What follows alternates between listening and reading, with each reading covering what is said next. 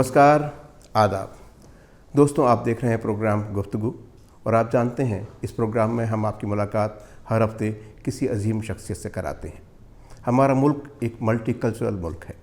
यहाँ बहुत सारे अलग अलग सब कल्चर के वाले लोग रहते हैं जिनकी ज़बानें अलग अलग हैं, खान पान के तरीके अलग अलग हैं और इसमें काफ़ी बड़ी तादाद माइनॉरिटीज़ की है जिनको संविधान ने माइनॉरिटी के रूप में आइडेंटिफाई किया है। हमारे कानून में 6 नोटिफाइड माइनॉरिटीज़ हैं। आज हम जिस शख्सियत से आपकी मुलाकात करा रहे हैं वे हैं जनाब मुख्तार अब्बास नकवी साहब, जो केंद्र में इस वक्त माइनॉरिटी अफेयर्स के मंत्री हैं। उनसे मालूम करते हैं क्या इस समय हो रहा है माइनॉरिटीज़ के वेलफेयर के लिए और किस तरह उनको शामिल किया जा रहा है विकास यात्रा में। आइए मिलते हैं जनाब मुख्तार अब्बास नकवी साहब से।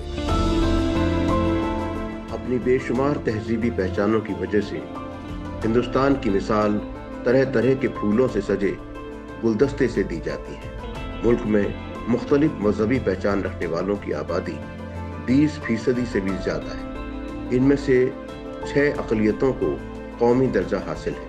सबसे बड़ी अक़लियत है मुसलमान, जिनकी आबादी 14% से भी ज़्यादा है। इसके अलावे ईसाई, सिख, जैन, बौद्ध और पारसियों की शमूलियत कौमी अक़लियत में की जाती है।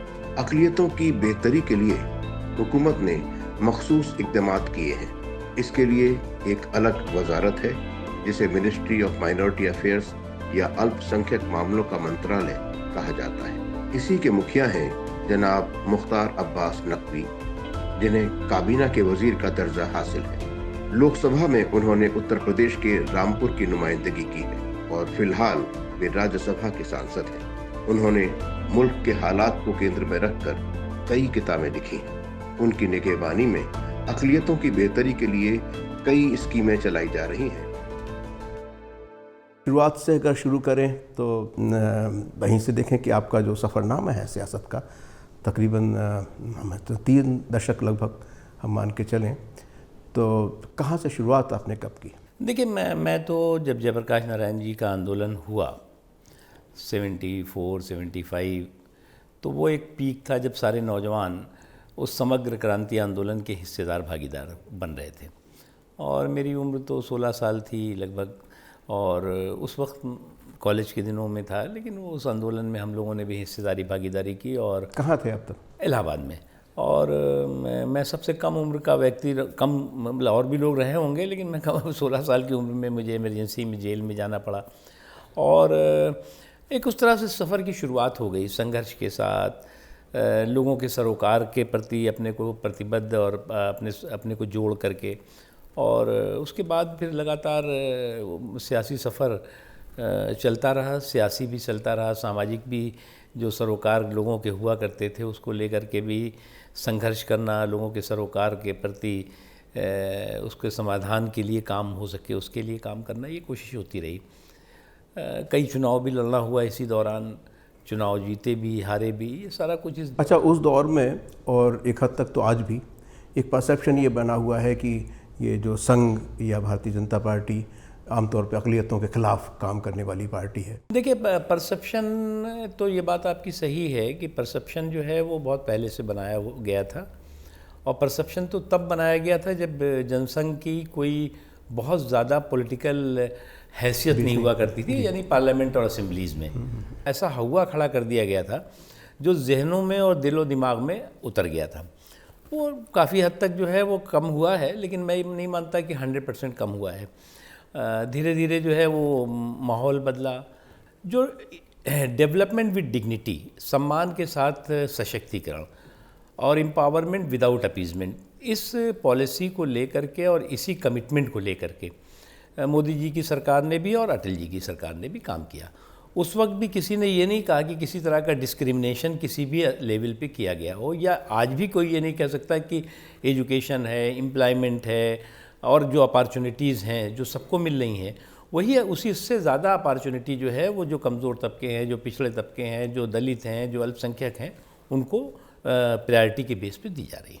इस वक्त आप माइनॉरिटी अफेयर्स मिनिस्ट्री का चार्ज आपके पास में है, कैबिनेट मिनिस्टर हैं और ये बहुत आपके ऊपर बड़ी जिम्मेदारी भी है, लोगों की तवक्को भी आपसे बहुत ज़्यादा बड़ी होंगी ऑब्वियसली।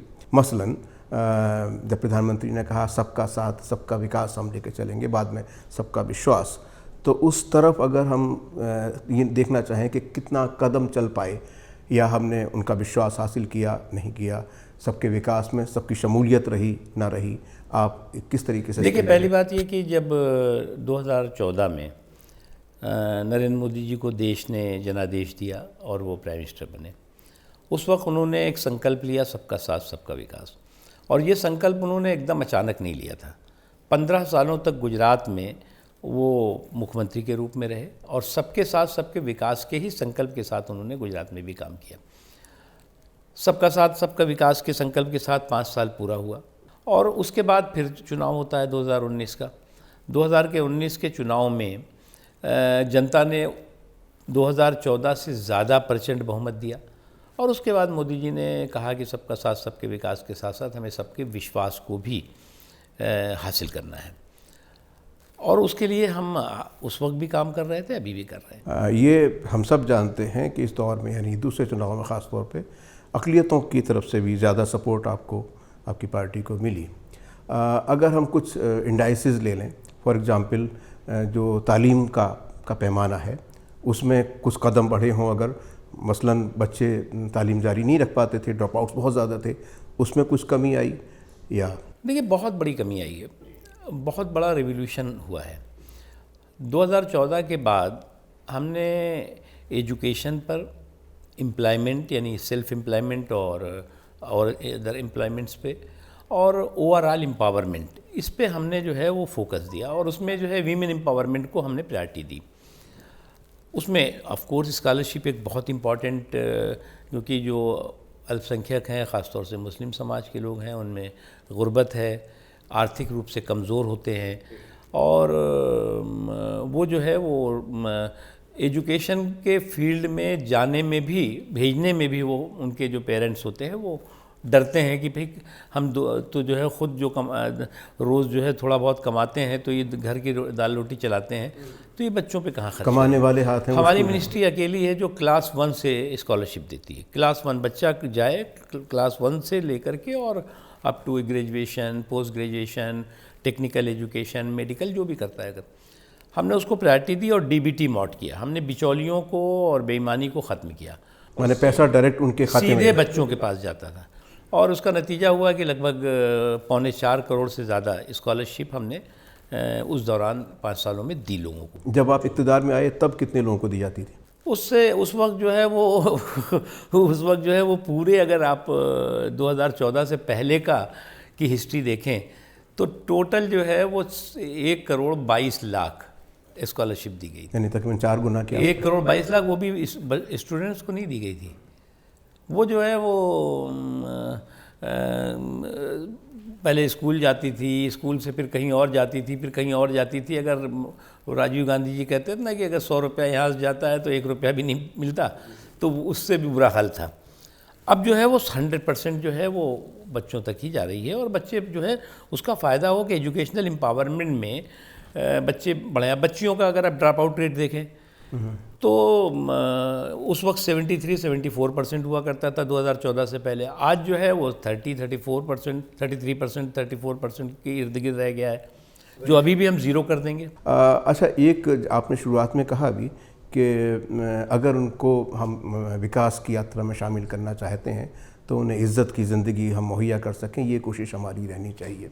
वो जाहिर है कि बिना इकोनॉमिक एम्पावरमेंट के मुमकिन नहीं है, तो उनमें कोई स्टार्टअप जैसी कोई चीज़ें या उनमें रोज़गार के जो अवसर हैं मुहैया कराने के लिए कोई फ़र्क पैदा किया हो इस दौरान इन 5-6 साल में? देखिए, एक चीज़ हमें समझना चाहिए, जो हमारे सरकार की जितनी भी स्कीमें हैं, चाहे एक एग्जाम्पल के लिए मुद्रा योजना है।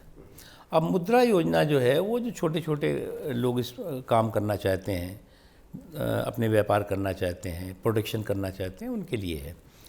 अब मुद्रा योजना का जो है वो फ़ायदा समाज के सभी वर्गों को, जो ज़रूरतमंद है, गरीब है, वही लेगा। अभी तो उसको जो उसका फ़ायदा जो है वो एग्जैक्ट मेरे पास नंबर अभी याद नहीं, 33-34% से ज़्यादा अल्पसंख्यक समाज को हुआ है। आपके पास में एक प्लस पॉइंट है कि आपका वो लोग हैं हाँ। जिनके पास हुनर है कोई ना कोई। जी जी, माने हमारे माशरे में वो लोग जो हुनरमंद हैं, हाँ। उनमें ज़्यादा तादाद मुस्लिम हाँ, मैं युवाओं की। वो बताता हूँ आपको, क्योंकि मैं इसमें इसका आपको डाटा जो है वो सही जाए आपके पास, इसलिए ये ज़रूरी है। पहले तो मैं आपको एक जो हमारी मिनिस्ट्री का है, हमारी मिनिस्ट्री में जो आपको बताया मैंने स्कॉलरशिप का, तो ठीक है। स्कॉलरशिप के अलावा भी जो आपने हुनर की बात करी, हमारे अल्पसंख्यक समाज में दस्तकार, शिल्पकार, कारीगर, उनकी एक बहुत ही जानदार और शानदार विरासत है। ये फ़र्क है बाकी और वो धीरे धीरे लुप्त हो रही थी, ख़त्म हो रही थी। उसको जो है वो ना मौका मिलता था, ना मार्केट मिलता था। अब फॉर एग्ज़ाम्पल आप रामपुर चले जाइए, दरजोज़ी का काम बहुत अच्छा है। जो वहाँ पे जो चाकू वगैरह बनते थे, रामपुरी चाकू बड़ा मशहूर हुआ करता था। मुरादाबाद में चले जाइए तो घर घर में ब्रास का काम होता था। आप जो है वो नॉर्थ ईस्ट में चले जाइए, असम में चले जाइए, त्रिपुरा में चले जाइए, नागालैंड में चले जाइए, तो वहाँ पर बेंत और बांस के और लकड़ियों के काम बहुत होते थे।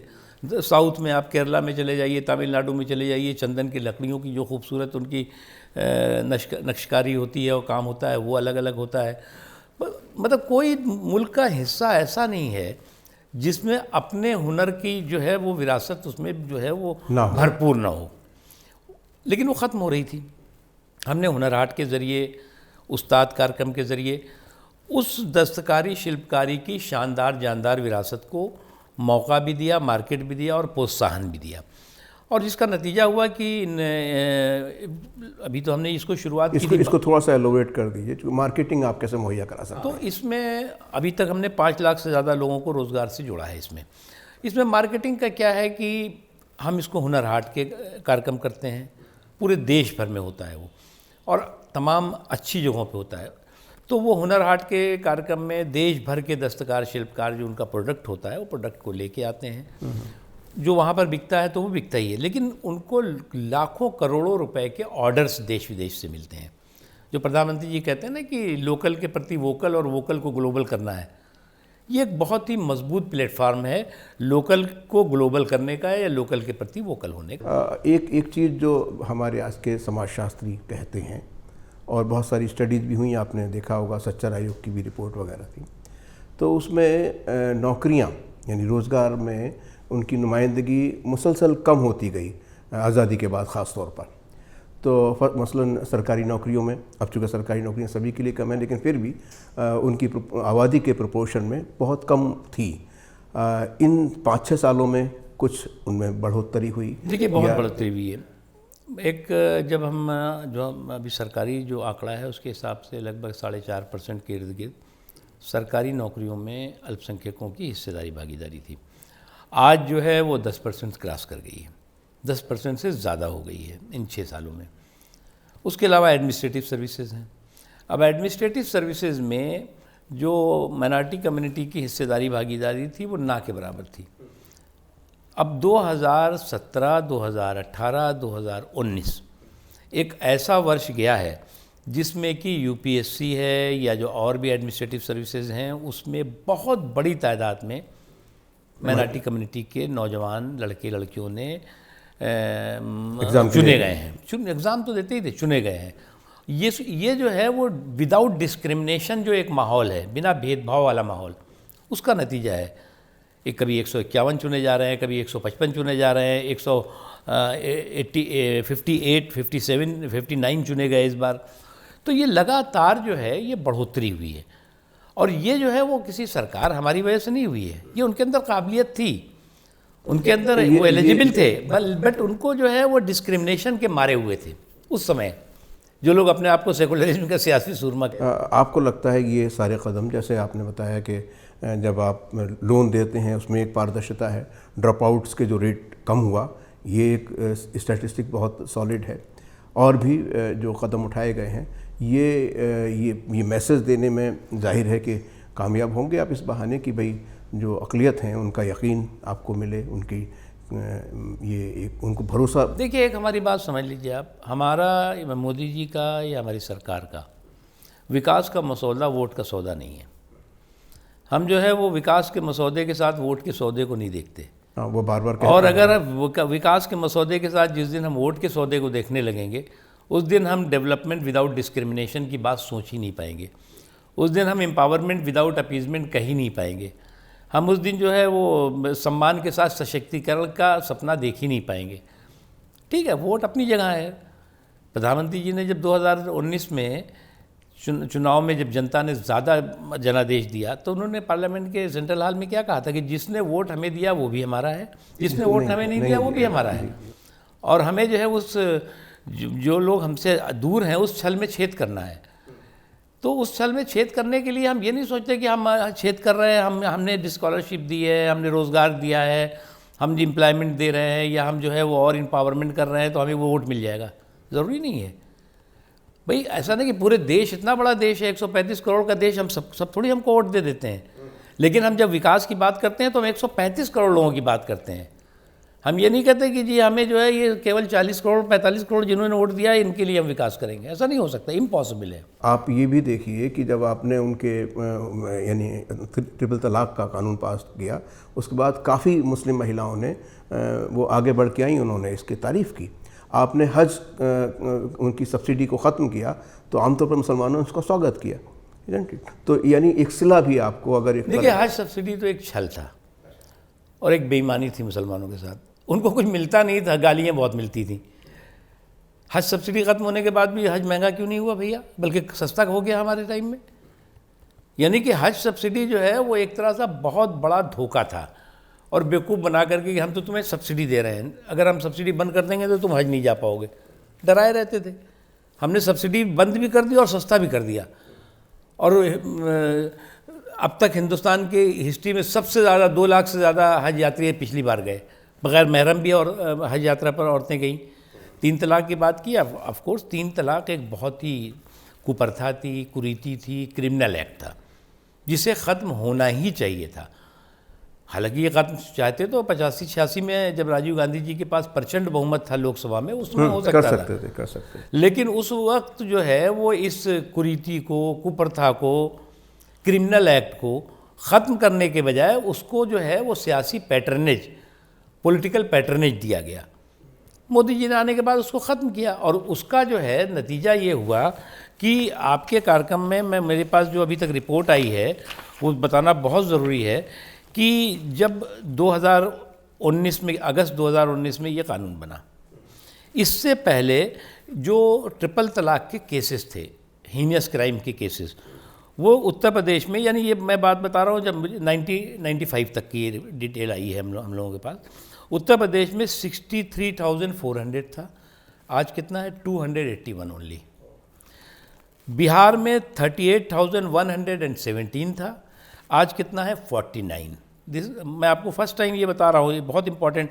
राजस्थान में 33,122 था, आज कितना है 83 रह गया है। उसके बाद हरियाणा में 29,201 था, आज 26 रह गया है। तेलंगाना और आंध्र प्रदेश, क्योंकि दोनों पहले एक थे, तो 41,382 था, वो आज 200 के इर्द गिर्द रह गया है। महाराष्ट्र में जो है वो 39,000 था, आज 102 रह गया है। केरला में 23,233 था, आज 19 रह गया है। तमिलनाडु में 21,200 था, 26 रह गया है। असम में 19,800 था, 26 रह गया है। इसी तरह से पश्चिम बंगाल में 51,800 था, वो 201 रह गया है। मध्य प्रदेश में भी 22,000 से ज़्यादा था, 32 रह गया, 32। यानी कि 32%, 82% से ज़्यादा इस तरह के केसेस खत्म हुए। यानी कि ये क्राइम था। और मज़े की बात यह है कि इसमें जो है वो जो हमने कंपाउंडिंग या समझौते के जो प्रोविज़न किए हैं, उसका नतीजा है कि बहुत बड़ी तादाद में इस बीच में समझौता भी हुआ है लोगों में। यानी कि कोर्ट कचहरी जाने की ज़रूरत नहीं पड़ी, समझौता होकर के जो फैमिलियाँ टूटने की कगार पे थी वो अब बेहतर अपनी ज़िंदगी जी रही हैं। चलिए, दूसरी चीज़ हम एक अगर देखें, कि आपके जो वक्फ बोर्ड में बहुत बड़ी बड़ी संपत्तियां हैं, अभी आपके पास में मौका है और ये बहुत तवील अरसे से बहुत झगड़े चल रहे हैं, यानी नाजायज़ कब्जे बहुत ज़्यादा, एविक्शन नहीं हो पाते थे, वो कोर्ट में चले जाते थे, लगाते थे। अब कोई ऐसी शुरुआत करी जा सकती है कि भाई जिन्होंने नाजायज़ कब्जे किए हैं। देखिए, पहली बात ये कि जो हमने नया वक्फ एक्ट है उसमें हमने बहुत बड़ी तरमीम की है। नंबर 1 पहले तो ये कि 100% वक्फ की प्रॉपर्टीज़ को डिजिटाइज़ कर दिया है। वक्फ के रिकॉर्ड गायब हो जाते थे, किसी को पता ही नहीं लगता था कि ये प्रॉपर्टी है कहाँ। उसके बाद सभी वक्फ प्रॉपर्टीज़ को जियो टैगिंग कर दिया है उसकी, कि आपको एक जहाँ बैठ के पता लग जाएगा कि भोपाल की वक्फ प्रॉपर्टी ये वाली कहाँ पर है, महाराष्ट्र की कहाँ है, उत्तर प्रदेश की कहाँ है, बिहार की कहाँ है, ये आपको सब कुछ पता लग जाएगा। उसके अलावा ये वक्फ प्रॉपर्टीज़ हैं उस पर जो है स्कूल बनाइए, कॉलेज बनाइए, हॉस्टल बनाइए, हॉस्पिटल बनाइए, सोशल कल्चरल एक्टिविटी का सेंटर बनाइए, एजुकेशनल एक्टिविटी का सेंटर बनाइए। उसके लिए पहली बार है कि प्रधानमंत्री जन विकास कार्यक्रम के तहत हम 100% फंडिंग भी कर रहे हैं और इसके काम भी शुरू हुए हैं। एविक्शन श्योर कर रहे हैं? इविक्शन जो अनऑथराइज तरीके से जो लोग रह रहे हैं उसके लिए हमने अभी रूल में थोड़ा सा तरमीम किया है, और या तो वो जो है वो जो मार्केट रेट है उसके हिसाब से वो उसको दे, नहीं तो उनको जाना पड़ेगा। एक बहुत अहम और बहुत ही कहिए कि पेनफुल इंसिडेंट अभी रिसेंटली हुई थी CAA के दौरान। क्या आपको लगता है इतना जो उसकी मुखालिफत हुई उसके पीछे तैयारी की कमी थी, या जो आपके मुखालिफिन हैं उन्होंने उसका नाजायज़ फ़ायदा उठाया और उसको लोगों में उकसाने के लिए इस्तेमाल देखिए, किया? हमारा मानना है कि हमारे जो मुखालिफिन हैं वो मिस इन्फॉर्मेशन कंपेन करने में कामयाब ज़्यादा हुए। हम हो सकता है कि उतनी इन्फॉर्मेशन लोगों को ना दे पाए हों, लेकिन क्या है कि जो अफवाहें हैं उसका कोई सर पैर नहीं होता। अफवाहें बहुत तेज़ी से फैलती हैं, और आप कोई अच्छी चीज़ अगर लोगों को जानकारी देना चाहिए तो बहुत जल्दी लोगों को समझ में नहीं आती। उसी तरह से ये CA है। CA को सबको मालूम था कि CA किसी की नागरिकता को ख़त्म करने के लिए नहीं है। CA के साथ उन्होंने कुछ और भी जोड़ दिया कि साहब NRC आ जाएगा, तुम्हें हिंदुस्तान से निकाल दिया जाएगा, तुम कहीं के नहीं रह जाओगे। अरे भैया, इस देश में मान ली मुस्लिम सी बात करते हैं तो अब 20 करोड़ से गिरद मुसलमान रहते हैं। क्या ये कोई हवा मतलब बैठी हुई पेड़ की चुड़िया है क्या कि कोई हिला देगा उड़ के पता नहीं कहाँ चले जाएंगे साइबेरिया? ऐसा नहीं है ना।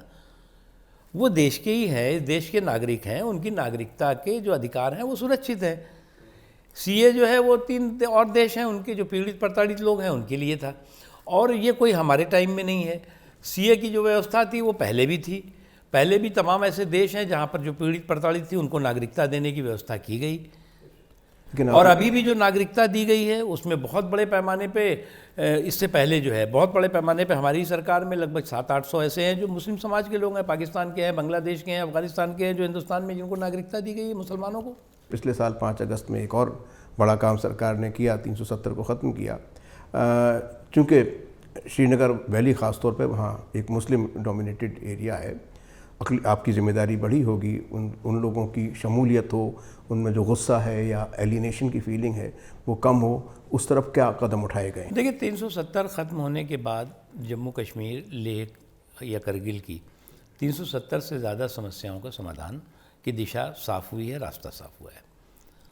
370 ख़त्म होने के बाद तमाम सीनियर मिनिस्टर्स, मैं ख़ुद भी श्रीनगर भी गया था, उसके इर्द गिर्द तमाम दूर दराज के इलाक़ों में लोगों से जाके मिला। आपको जानकारी जानकर खुशी होगी कि बहुत बड़ी तादाद में इस बार पहली बार है कि स्कॉलरशिप जम्मू कश्मीर की बच्चियों को दिया जा रहा है, लाखों की संख्या में दिया जा रहा है। उसके अलावा जो इंफ्रास्ट्रक्चर डेवलपमेंट जो नहीं हो पाते थे 370 की वजह से, कोई भी कानून पार्लियामेंट में बनता था तो उसमें लिखा जाता था ये यहाँ होगा एक्सेप्ट जम्मू एंड कश्मीर। वो एक्सेप्ट वाला जो है वो ख़त्म हो गया। अब अगर मुल्क में कहीं पर भी जो है वो बिजली जाएगी, पानी जाएगा, सड़क बनेगी, रोज़गार के बनेगी, अस्पताल बनेंगे, स्कूल बनेंगे, तो जम्मू कश्मीर में भी बनाना पड़ेगा, लेह करगिल में भी बनाना पड़ेगा।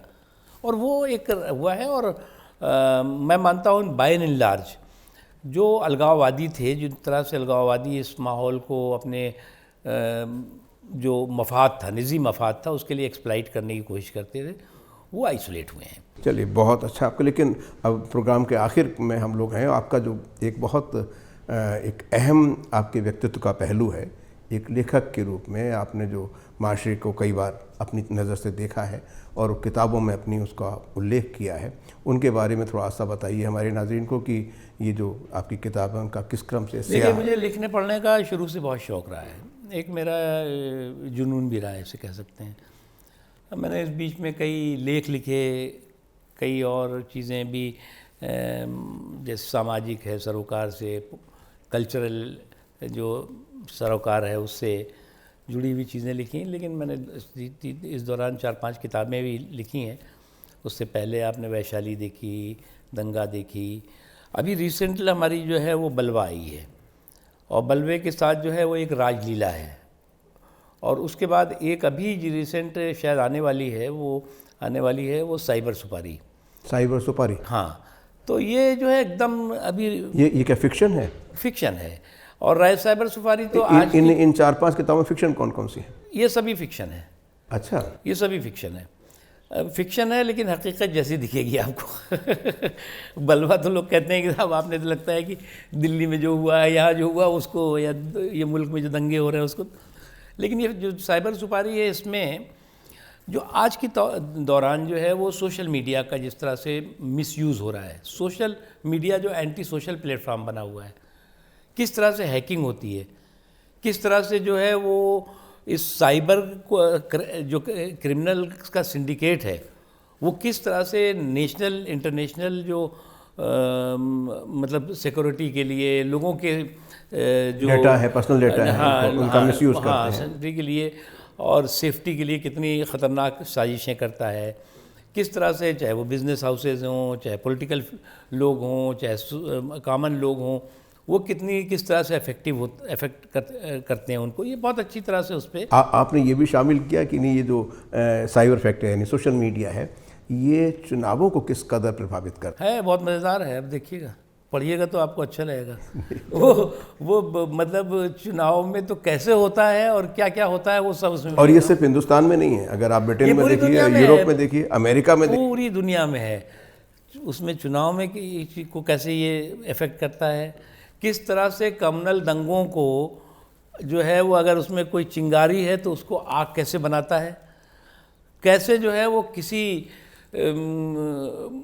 बड़े जो है बिजनेस हाउसेस को जो है वो महिमा मंडित कर देगा, किसी को जो है वो कर देगा, किसी चूरन को जो है वो अमृत बना देगा, और किसी अमृत को जो है वो चूरन बना देगा, ये सब कुछ है। ब्रिटेन को ब्रेक्जिट से बाहर आना और जाना फिर निकलना, ये भी साइबर इसका बहुत बड़ा फैक्टर तो है, बहुत बड़ा है। चलिए चलते चलते अब ये और हमें बता दीजिए कि क्या चुनौतियां अब आप के सामने हैं, ख़ास तौर पर अक़लियत को की शमूलियत हो सिस्टम में, उनका विश्वास बने सरकार के प्रति, और ये जो बहुत दशकों से धारणा रही, बल्कि मैं कहूँ सदियों से धारणा रही, एक दो अहम कम्युनिटीज़ को आमने सामने ही लोग देखते रहे, सियासत के में ज़्यादा ये चीज़ें होती रहीं, उसको उस फासले को कम करने के लिए, उनकी शमूलियत को बढ़ाने के लिए, उनका यकीन हासिल करने के लिए क्या आप करेंगे? देखिए, हमारा एक ही मानना है कि ना हम सफ़र न किसी हम नशी से निकलेगा, हमारे पाँव का कांटा हम ही से निकलेगा। बहुत उम्दा, बहुत उम्दा। मेरे जुनून का नतीजा ज़रूर निकलेगा, इसी से आज समंदर से नूर निकलेगा। तो जो जुनून का नतीजा है वो ज़रूर पॉजिटिव निकलेगा, और मेरा मानना है कि हमारे देश के 130-135 करोड़ लोग जिस तरह से एक जहती के साथ रहते हैं, अलग अलग भाषा है, अलग अलग खाना पीना है, अलग अलग कपड़े पहनने का अंदाज़ है, अलग अलग अपनी आदतें हैं, उसके बावजूद भी हमारा देश एक भारत श्रेष्ठ भारत के रास्ते पे है, अनेकता में एकता के साथ सूत्र से, मजबूत सूत्र से जुड़ा हुआ है। बहुत अच्छी बातें आपसे हुई, और हमें उम्मीद है कि हमारे दर्शकों को भी बहुत अच्छी लगी होंगी। बहुत बहुत शुक्रिया नकवी साहब। तो नाज़रीन, ये थे जनाब मुख्तार अब्बास नकवी साहब, केंद्रीय मंत्री, कैबिनेट मंत्री माइनॉरिटी अफेयर्स के, और बहुत उनका तवील सियासी सफ़र रहा है। उन्होंने, आपने देखा, दिल खोल के सारी बातें कहीं आपके साथ शेयर की। हमें उम्मीद है कि आपको ये प्रोग्राम अच्छा लगा होगा। अगले शुमारे में आपकी मुलाकात कराएंगे किसी और शख्सियत के साथ। तब तक के लिए हमें इजाज़त दीजिए। नमस्कार, आदाब।